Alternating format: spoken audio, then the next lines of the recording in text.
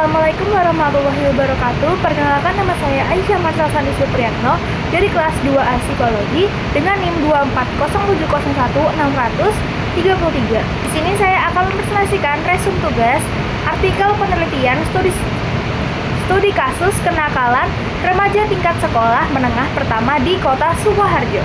Kasus yang saya ulik ini terdapat beberapa kenakalan remaja yang ada di sekolah yang diteliti tersebut.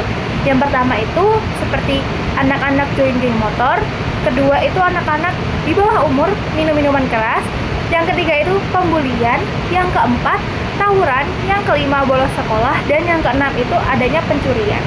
Metode penelitian yang dipakai oleh peneliti tersebut adalah metode kualitatif deskriptif, yaitu dengan cara pengumpulan data dengan wawancara terstruktur kepada guru BK dan juga siswa, lalu observasi dan juga dokumentasi. Fungsinya itu untuk memahami peristiwa yang terjadi serta hubungannya dengan individu-individu yang berada dalam situasi tersebut. Nah, lanjut untuk pembahasannya, mengapa saya mengambil artikel tersebut?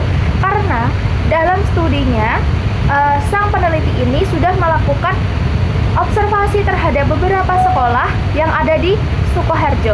Akhirnya sang peneliti itu mendapat 7 sekolah dengan tingkat kriminalitas yang paling tinggi di kota tersebut. Nah, pada 7 sekolah tersebut itu mereka semua anak-anaknya tergolong melakukan kriminal yang sangat tidak wajar untuk anak seumurannya.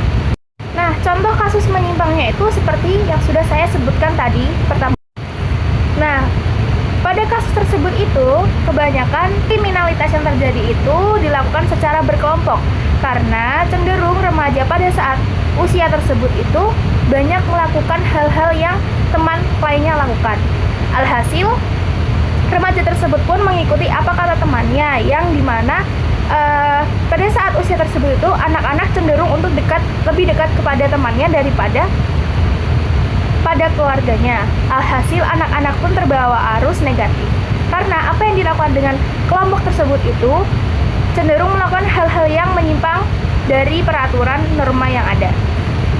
Apa yang ada di kelompok tersebut itu sangat mempengaruhi perilaku sang anak. Ketika sang anak ada pada lingkungan yang negatif, otomatis ia akan mengikuti arus tersebut, yaitu arus negatif. Tetapi ketika si anak tersebut itu mengikuti kelompok-kelompok yang positif, otomatis ia akan mengikuti hal-hal yang positif juga. Tetapi pada kasus ini, anak-anak itu lebih cenderung masuk ke kelompok yang negatif dikarenakan memang kurangnya edukasi dan juga banyaknya penormalisasian di lingkungan tersebut atas hal-hal yang ada. Nah, untuk faktornya ini ada 2, faktor internal dan faktor eksternal. Nah, kalau faktor internalnya itu dari orang tua dan keluarga. Mengapa sih faktor keluarga itu sangat menjadi hal yang mendukung atas apa yang mereka lakukan pada saat ini? Ya karena keluarga adalah salah satu atau tempat pertama mereka untuk belajar adanya kehidupan. Karena setiap harinya juga si anak pasti berkomunikasi dengan orang tua dan keluarganya dari sejak kecil. Maka dari itu, ketika kita mempunyai anak dan kita itu mendidik mereka, usahakan kita selalu memberikan yang terbaik agar si anak juga mencontoh hal-hal yang baik dari kita. Nah, jika kita menjadi orang tua dan kita kurang pantauan terhadap anak-anak kita, otomatis anak tersebut akan jauh dari jangkauan kita, yang dimana kita tidak akan tahu apa yang akan mereka lakukan ke depannya dan kita tidak akan mengerti apa yang mereka inginkan pada saat itu juga. Jika si anak jauh dari pantauan orang tua, otomatis mereka itu cenderung lebih besar resikonya untuk tercemplung pada komunitas atau kelompok-kelompok yang negatif. Nah, yang kedua ini faktor psikologis pada anak tersebut. Pada masa-masa remaja, anak-anak ini cenderung mendapatkan hal yang berbeda. Dalam artian, anak-anak pada fase remaja ini, mereka itu mengalami yang namanya peralihan dari masa anak-anak ke masa dewasa, yang bisa kita sebut masa-masa remaja atau fase-fase pubertas. Pada saat fase remaja ini, anak-anak itu cenderung belum stabil dalam emosinya. Dikarenakan apa? Dikarenakan faktor peralihan tadi.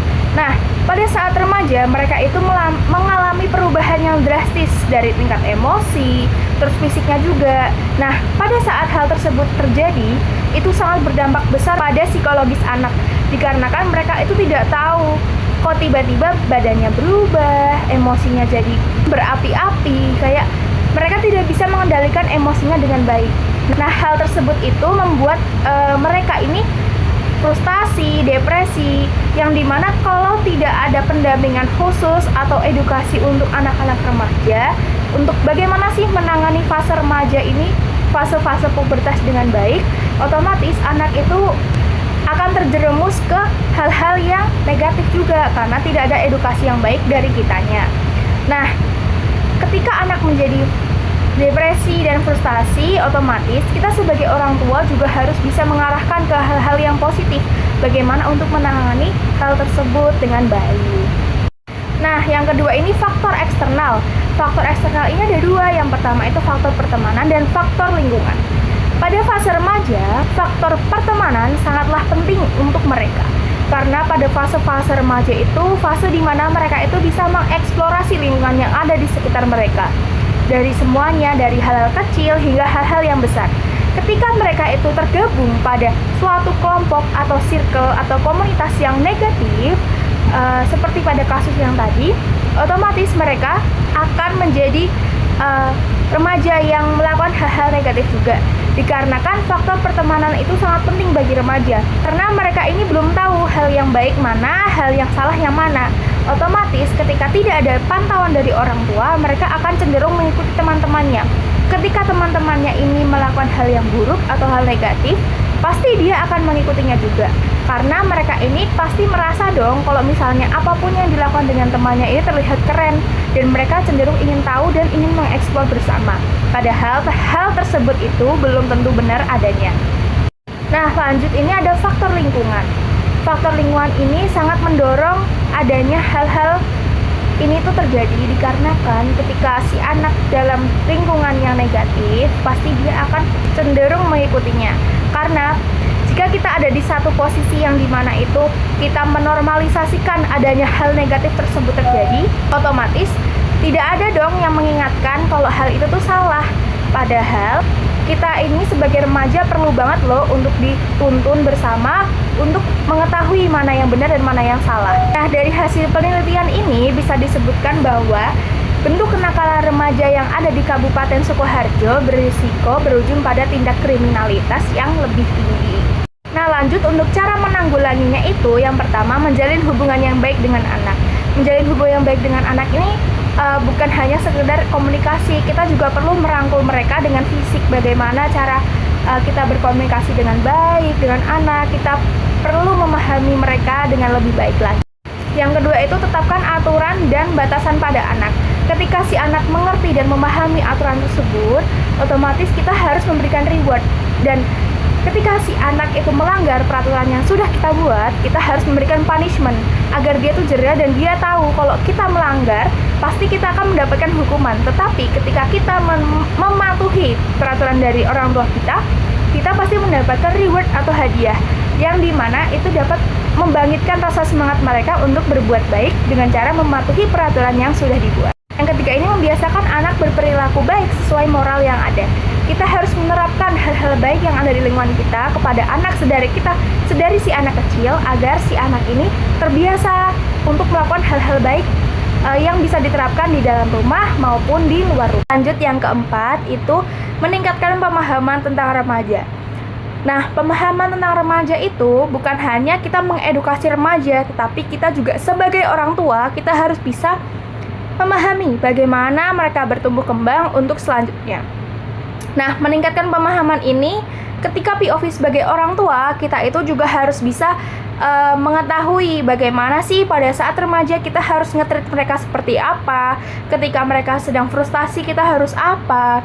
Nah, sebagai remajanya sendiri kita juga harus mencari tahu juga kalau kita sedang ada di fase remaja itu kita akan mendapatkan hal yang seperti ini loh. Hal-hal ini tuh bakalan ada loh pada saat kita sudah remaja nanti, seperti itu. Selanjutnya itu ada konsultasi kepada ahli. Ketika kita tidak mengerti bagaimana sih perkembangan mereka pada saat di fase-fase remaja atau fase pubertas, atau kita tidak tahu bagaimana cara mengontrol mereka nih ketika mereka ada suatu problem, lebih baik kita konsultasi kepada ahli atau kepada psikolog dan lain-lainnya agar kita lebih tahu dan juga kita tidak salah untuk mendidik mereka seperti itu.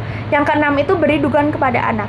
Karena ketika kita memberikan motivasi ataupun dukungan secara verbal dan non verbal, otomatis si remaja ini akan semangat untuk menghadapi perubahan-perubahan yang ada di fase remaja tersebut. Jadi kita harus selalu memotivasi dan mendukung apapun yang ia akan lakukan ke depannya, dan kita hanya perlu mengarahkan dengan baik. Seperti itu. Sekian dari saya. Wassalamualaikum warahmatullahi wabarakatuh.